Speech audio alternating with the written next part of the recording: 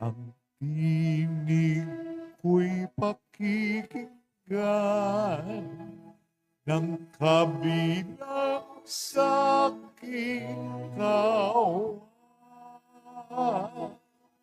Ako'y kanilang susundan.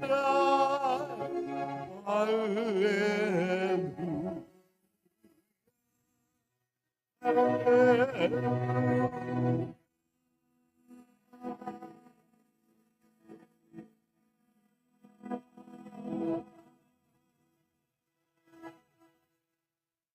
Sumainyo ang Panginoon. At sumayo rin. Ang mabuting balita ng Panginoon ayon kay San Juan. Papuri sa iyo, Panginoon.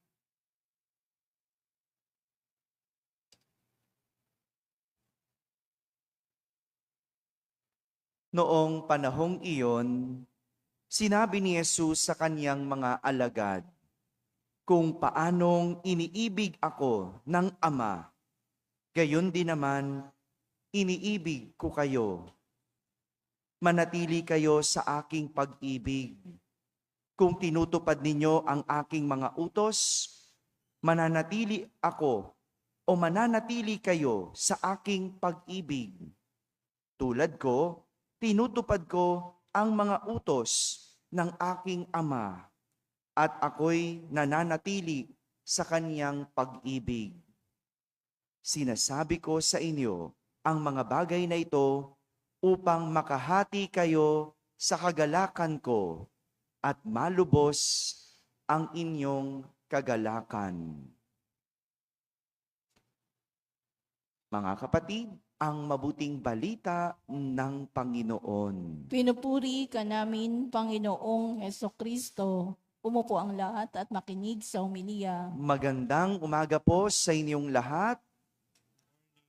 Magandang umaga sa mga nasa barangay, sa mga nasa tahanan, at sa lahat ng nasa abroad na nagsisimba via online. Isang magandang araw po sa inyong lahat. Tayo pa rin ay nasa tema ng pag-alis o paglisan ni Jesus. Sabi nyo nga po, pag-alis. Yun yung kwentong narinig natin sa ating ebanghelyo. Si Jesus aalis, lilisan. At nangyari ang kwento sa ating ebanghelyo noong huling hapunan ni Jesus kasama ang mga alagad. Huling hapunan. Naalala niyo pa ba ang kwentong iyon? Hello. Naalala niyo ba yung kwento ng huling hapunan? Di ba? Kumain sila ng sama-sama. Saan kaya sila kumain? Sa restaurant?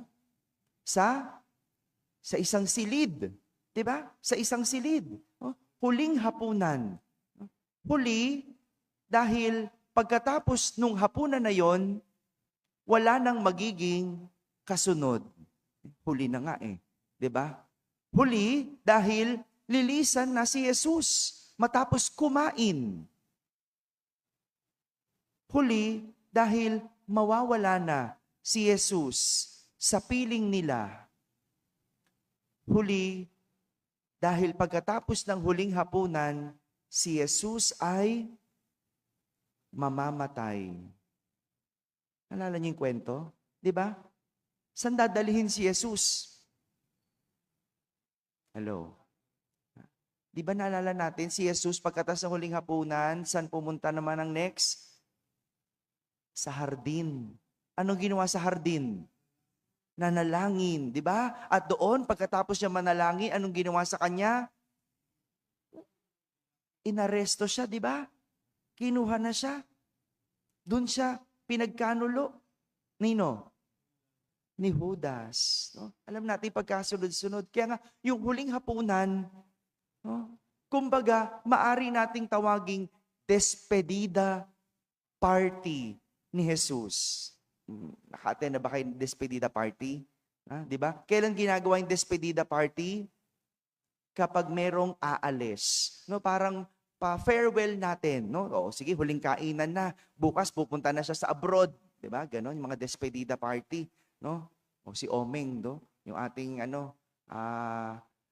papasok sa seminaryo, may despedida party, no? Huli na to ng mga kaibigan niya, di ba? Bakit? Matagal mawawala. Di ba? Ganon, despedida. Kaya, hindi natin maiwasang maging sentimental si Jesus. Dahil matapos nilang magsama-sama ng halos araw-araw, ng matagal na panahon, biglang dumating ang kanilang huling pagsasama. Sinong nasesentimental? Yung aalis o yung may iwan? Sino? Yung aalis o yung may iwan? Sino yung nasesentimental? No? Well, tingin parehas. No? Lalo na kung mahal nyo ang isa't isa. Diba? Madali ba para sa aalis? Hindi. Kung mahal mo yung iiwan mo. Madali ba sa may iwan? Hindi din. Kung mahal mo yung aalis. Diba?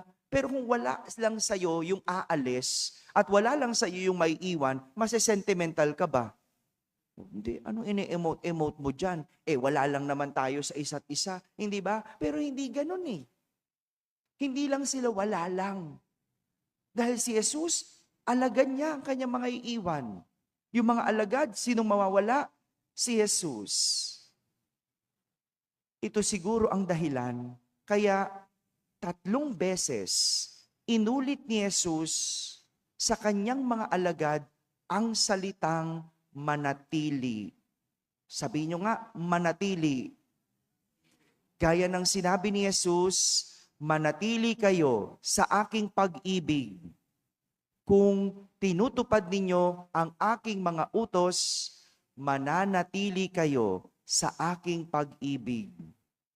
Tulad ko, tinutupad ko ang mga utos ng aking Ama at ako'y nananatili sa kanyang pag-ibig. Para bang sinasabi ni Jesus, pag alis ko, stay connected tayo ha? O kaya, pag alis ko, keep in touch tayo ha? O pwede din namang ibig niyang sabihin, kahit wala na ako, walang iwanan ha?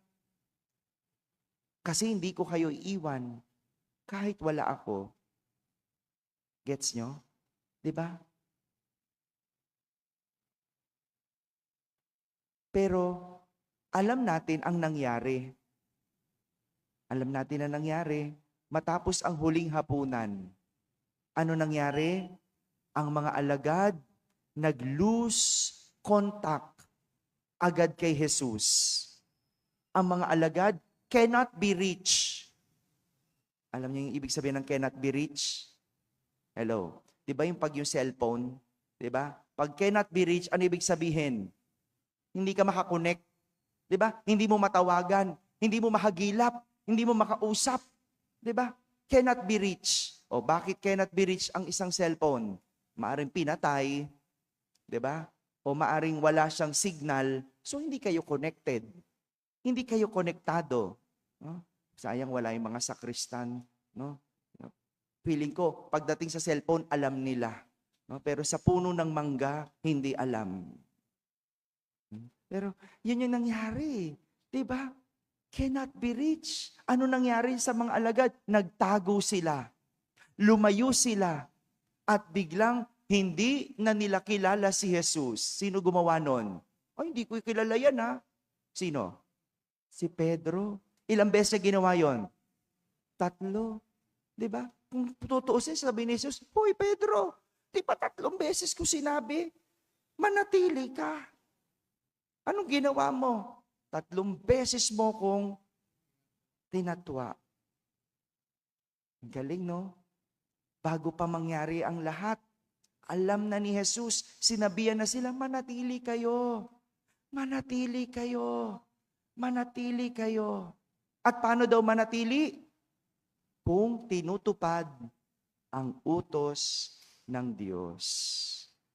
Kaya nga, sa paglayo, sa pagbitaw, at pagtago ng mga alagad kay Jesus, nabuo ang kanilang takot, nabuo ang kanilang pangamba at pag-alala.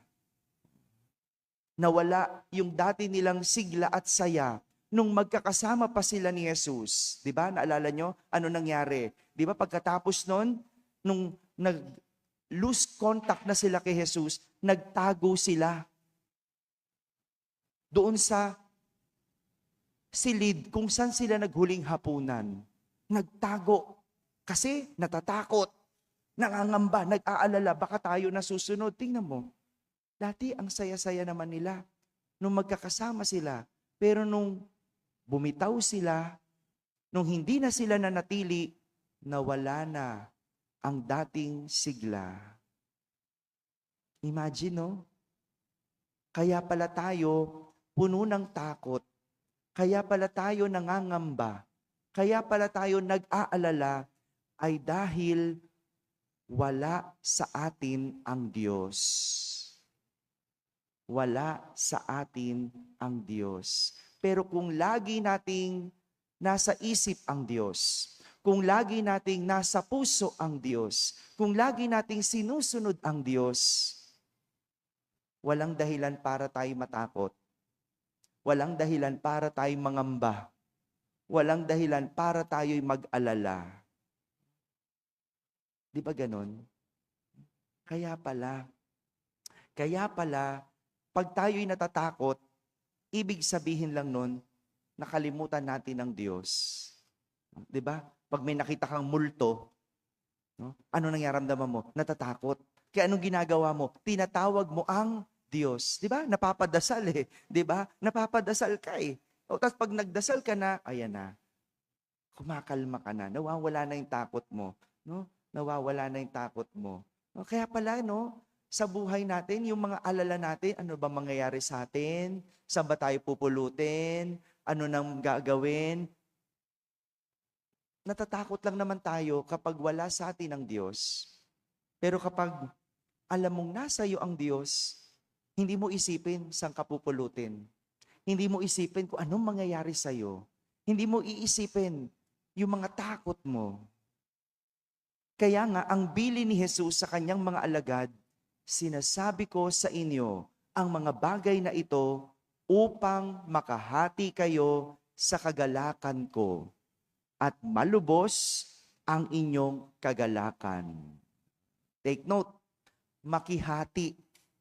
Ibig sabihin, pag nakihati, ano nakuha mo? Buo, kalahati. Kalahati. Pero, sabi ni Jesus, kalahati man ang makuha mo sa kagalakan ko, lubos na yan para sa'yo. Galing, no? Bakit? Yung kalahati para sa Diyos, sa atin, buo na yon. No, minsan nga, konti lang eh. Konting saya lang ang hiling natin sa Diyos. Kumpleto na tayo. At ayun pala, ang pananatili natin kay Jesus, ang magdulot sa atin ng kagalakan. Ang pananatili natin kay Jesus ang magdudulot sa atin ng kapanatagan. Ang pananatili natin kay Jesus ang magbibigay sa atin ng tunay na kagalakan. Kaya pala ang mga nawalay sa Diyos, hindi masaya ang buhay. Kahit kumpleto sa buhay, marami pa ding hinahanap sa buhay. Kahit sagana sa buhay, tila hindi masaya ang buhay. Pansin niyo yun? Kaya pala yung perang galing sa sugal, yung perang galing sa nakaw, yung perang galing sa pandaraya, hindi pala masaya yon. Pwedeng masaya ka lang ngayon, bukas, wala na. Nalimutan mo na. Pero yung perang galing sa mabuti, yung perang galing sa biyaya ng Diyos. Yung biglang may dumating na biyaya, di ba? Yung hindi mo malimutan, buo ang yung saya. Kasi galing sa Diyos. Mula sa Diyos. Nakihati lang tayo sa Diyos. Mga kapatid, ito ang tunay na kagalakan. Ang kagalakan na matatagpuan sa Diyos dahil tayo ay nakikihati. Ngunit mangyayari lang ang lahat ng ito kung tayo ay mananatili. Amen? Amen.